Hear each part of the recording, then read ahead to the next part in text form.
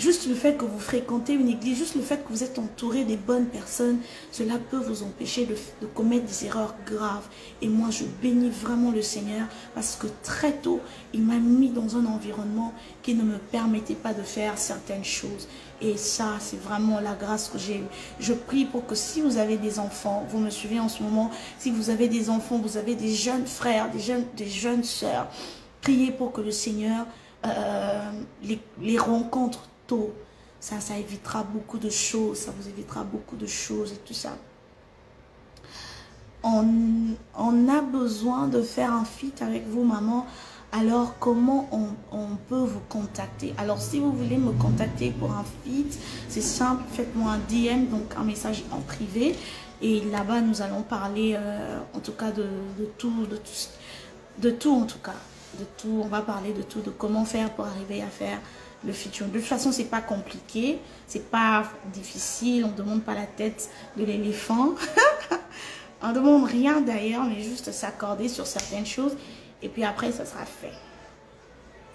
Amen. Que Dieu vous bénisse. Je suis une servante de Dieu. Est-ce que je peux entrer en contact avec vous pour une prestation au Canada? Bien sûr, Thérèse Mou. Voilà. Maman Thérèse, je suppose. Maman Thérèse, écrivez-nous en privé et nous allons en parler calmement. Que Dieu vous bénisse. Je serai ravie que vous invitez à mon mariage. En tout cas, j'aime aller au mariage. J'aime mettre les jolies robes. Surtout accompagnée de mon plus beau maquillage, mon mari. Ah oui. Donc, j'attends l'invitation. J'ai hâte.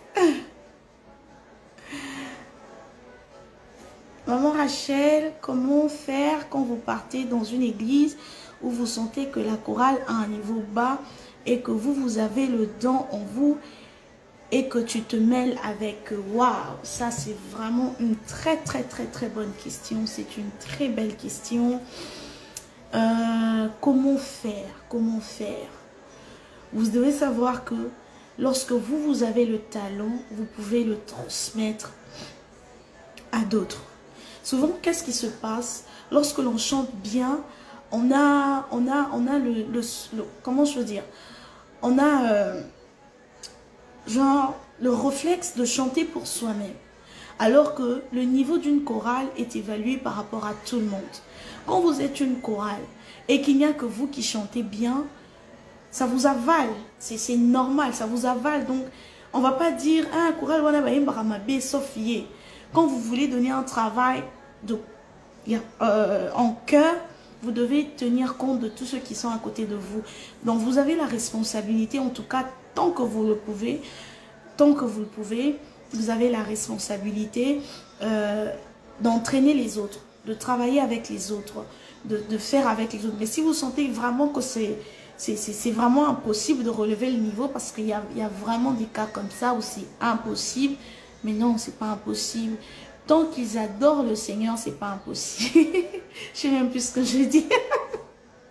Mais je suis en train de dire ça parce que je suis aussi chantre. J'ai vraiment connu ce genre de problème où vous arrivez quelque part, vous devez chanter avec des personnes, mais qui ont un niveau très bas. Du coup, ils vous attirent vers le bas. C'est normal. Ce que vous avez à faire, concentrez-vous sur l'adoration, rendre un culte agréable à Dieu. Comment je veux dire, ne vous contentez pas de la musique, non, sinon vous allez faire beaucoup de mabakou, comme on dit. Ça sera vraiment une pierre d'achoppement pour vous. Contentez-vous d'adorer le Seigneur et de continuer à travailler en aparté. Si vous pouvez prendre 2-3 personnes en aparté et travailler avec eux, faites-le, mais soyez plus focus sur l'adoration qui doit être rendue à Dieu. Voilà. J'espère vraiment que j'ai répondu avec moi. Je fais de mon mieux pour répondre avec maturité. Yeah, Lucie. Nationalité du ciel, c'est tout ce qui importe. Coucou, si ton numéro de kin ne passe plus. Si. Mon numéro de kin passe sur WhatsApp. Are you thinking of doing in Dallas, Texas? Bien sûr, je crois qu'au mois de juillet, nous serons à Dallas. Au mois de juillet, en tout cas, le temps de tout caler, de tout de réfléchir. On devait le faire en avril, à l'occasion de la Pâque. Mais nous avons eu un petit couac, donc je crois que nous allons le faire en juillet. Amine, tu es encadré dans une église vu que tu as changé d'état. Bon, je chante à la chorale en tout cas, dans mon église ici, à Boston. Je chante dans la chorale avec mon mari. Donc voilà, je crois que, voilà, on n'a pas encore une grande chorale. On chante, je crois, on est à 3 et on essaie de travailler pour former une plus grande chorale. Voilà. Ouais, je crois que je pourrais venir au Cameroun. En tout cas, maman Rachel, pour moi, vous avez plus belle voix. Oh, en tout cas, merci beaucoup. Mais dire que j'ai la plus belle voix de la RDC, c'est mal connaître la RDC. Parce qu'en RDC, il y a des voix et des voix et des voix comme vous n'avez pas idée. Donc peut-être que je suis la voix que vous avez entendue, mais il y en a plusieurs que vous n'avez pas encore. Et même dans ce que vous avez déjà entendu, il y a des gens qui chantent mieux que moi. Moi-même, je sais que cette personne chante mieux que moi. En tout cas, là, je parle de manière artistique. Mais pour ce qui est de l'adoration, il n'y a aucune adoration qui est mieux devant Dieu. Parce que Dieu, il regarde au cœur. Mais en parlant de la voix, il y a des gens qui chantent mieux que moi. Et ils sont des milliers et des milliers. Voilà. Mais merci quand même du compliment. ATS me manque. Ça, c'est pas une question. ATS, je pleure, je vous dis non. Mais tous les jours, je suis sur YouTube. ATS, c'est ma famille. C'est ma famille. Donc, physiquement, il me manque la musique, le stage et tout ça. Ça me manque. Mais de grave. Mais on est ensemble. On se parle tous les jours. On s'écrit tous les jours. Donc, voilà. Maman Rachel, c'est vraiment ça mon problème. J'aime tellement chanter, mais je n'ai pas une belle voix. Mais le rythme, je l'ai. Ah, contente-toi du rythme. Contente-toi du rythme et le reste viendra. Ça, je crois qu'on en parlera après. Comment avez-vous fait pour être à côté de Papa Michel Bakenda et aussi faire partie de l'équipe Happy People? Voilà, c'est écrit Happy PA, mais je crois que c'est Happy People. Alors, comment j'ai fait pour être aux côtés de Papa Michel? C'est vraiment une grâce que le Seigneur m'a faite. Quand j'ai fini les études humanitaires et que je suis allée à l'université, j'ai intégré un groupe chrétien qui existe jusqu'à aujourd'hui, qui s'appelle le GEA. D'accord? Le groupe évangélique de l'amphithéâtre. Et le frère Michel était encadreur de la chorale dans ce groupe. C'est là que nous nous sommes rencontrés dans ce groupe-là. Et c'est là que c'était parti pour que je sois vraiment encadrée par lui. Donc que je sois encadrée parce que je venais fraîchement de finir mes études. J'ai embrassé l'université et tout ça. Donc ça a vraiment été une grâce du Seigneur. Parce que j'avais une voix prometteuse. Et si je n'avais pas rencontré une bonne personne au bon moment, je serais peut-être éparpillée, je ne serais pas là où je suis aujourd'hui. Donc, je bénis le Seigneur pour cette grâce. Et comment je fais partie de l'équipe Happy People? Je crois que c'est Maman Dena Moana qui a parlé de moi à Papa Michel Moutali. Je crois qu'elle lui a montré une vidéo et Papa Michel a vraiment pris le temps de m'observer, puis finalement de me signer dans son label Happy People. C'est vraiment aussi une grâce et je remercie Maman Dena là où elle est, que le Seigneur la bénisse énormément. Voilà. Alors, can't wait to see you. Ok.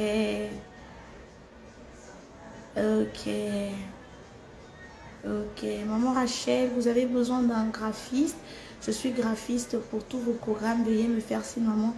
Oh, merci beaucoup. Que Dieu vous bénisse. Je crois que je vais vous contacter. Que Dieu vous bénisse. Que Dieu vous bénisse. Merci beaucoup pour l'amour. Ta prochaine chanson sort quand? Je crois très bientôt. Ma prochaine chanson. Alors, comment vous avez fait pour développer votre vie spirituelle? Oh là là. En tout cas, ça c'est une merveilleuse question. Comment développer sa vie spirituelle? La Bible dit que celui qui craint la parole de Dieu, celui qui garde la parole de Dieu dans son cœur, est comme celui qui construit sa maison sur le roc. D'accord? Vous avez reçu Christ, on va dire, vous avez acheté un terrain. Vous avez reçu le Seigneur Jésus-Christ, vous avez acheté un terrain vide et vous devez y construire une maison. Alors, comment la construire? C'est en obéissant à la parole de Dieu. D'accord? En obéissant, je vous assure, il n'y a pas 36 solutions, il n'y a pas 6000 solutions. C'est l'obéissance à la parole de Dieu. L'obéissance à la parole de Dieu vous fait grandir spirituellement. Je ne veux pas dire ici prier d'abord, je ne veux pas dire lire la Bible, mais je veux dire obéir à Dieu. Parce que quand vous obéissez à Dieu, vous allez prier. Quand vous obéissez à Dieu, vous allez lire la Bible. Obéir à Dieu construira votre relation avec le Seigneur. L'obéissance à la parole de Dieu est comme la brique que vous posez tous les jours à la construction de votre vie avec le Seigneur. Donc, obéissez à Dieu. Obéissez à ce qu'il vous demande, obéissez à sa parole. Si vous obéissez à sa parole, on n'aura pas besoin de vous dire faites ceci, faites cela, faites ceci, faites cela. Vous le ferez parce que vous avez un objectif, construire votre relation avec le Seigneur. Voilà, j'espère avoir répondu. Ok. Alors, avant de répondre encore à toutes les questions, j'aimerais parler de cette pensée que le Seigneur a déposée dans mon cœur ce matin, je dirais même depuis cette nuit, alors que j'étais en train de dormir. Alors, le Seigneur m'a envoyé parler à quelqu'un qui est désespéré. D'accord? Le Seigneur m'a envoyé parler à quelqu'un qui ne voit plus l'issue. Le Seigneur m'a envoyé parler à quelqu'un qui ne sait plus où poser le prochain pas. Le Seigneur m'a envoyé parler à quelqu'un qui ne sait plus s'en sortir, qui ne sait plus comment faire. D'accord? Alors, dans mon cœur, l'écriture qui montait en moi est dans Genèse 21, 1 à 3. La Bible dit, si je peux le lire rapidement en tout cas, la Bible dit dans Genèse 21, 1 à 3, permettez-moi de lire cette petite portion. La Bible dit, l'Éternel intervint en faveur de Sarah, comme il avait annoncé, et il accomplit pour elle ce qu'il avait promis. Amen. Il dit, elle devint enceinte et au temps promis par Dieu, elle donna un fils à Abraham. J'aime la suite. La Bible dit, bien que, comme il avait promis, elle devint enceinte au temps promis par Dieu, elle donna un fils à Abraham, bien que celui-ci fût très âgé. La Bible prend le soin de souligner qu'Abraham était très âgé. Bien-aimé de Dieu, j'aimerais te dire quelque chose. C'est que à chaque fois que Dieu a voulu marquer une génération, à chaque fois que Dieu a voulu faire quelque chose qui n'avait pas encore été fait, à chaque fois que Dieu a voulu marquer une génération, il est passé par ses propres moyens. Alléluia. Il est passé par sa propre méthode. Il est passé par ses propres voies. Je ne sais pas si vous vous souvenez. Si vous vous souvenez avec moi, vous êtes ici, vous lisez peut-être la Bible. La Bible dit que lorsque Abraham n'avait pas d'enfant, et lorsqu'il a servi à ses hommes à manger et tout, et ce que la Bible dit, le Seigneur a libéré une parole pour Abraham. Il a dit, je te donnerai le ciel, je te donnerai les étoiles du ciel, le sable de la terre pour héritage. Je te donnerai des fils qui ressembleront à cette multitude que nous voyons, multitude d'étoiles et de sable qui puissent avoir. Le Seigneur a promis cela à Abraham, bien avant même qu'il ait reçu ses serviteurs dans sa maison. Le Seigneur a promis cela à Abraham, mais il s'est passé de plusieurs années. C'est-à-dire que lorsque Dieu avait peut-être donné cette parole, Abraham avait encore peut-être sa force. Abraham était encore peut-être en mesure de connaître sa femme et de lui transmettre sa vigueur, de lui donner sa sémence. Abraham avait encore peut-être la force de connaître régulièrement sa femme au temps de sa fécondité. Mais la Bible prend le soin de souligner qu'Abraham était très âgé. Le Seigneur s'est arrangé pour que toutes les facultés dans l'homme qui fait que l'homme puisse avoir des enfants, Que cela ne puisse plus, qu'Abraham ne soit plus compté parmi les personnes qui peuvent avoir des enfants. Le Seigneur s'est arrangé qu'Abraham ne soit plus compté parmi les hommes qui peuvent avoir des enfants, alors qu'il lui avait fait une promesse.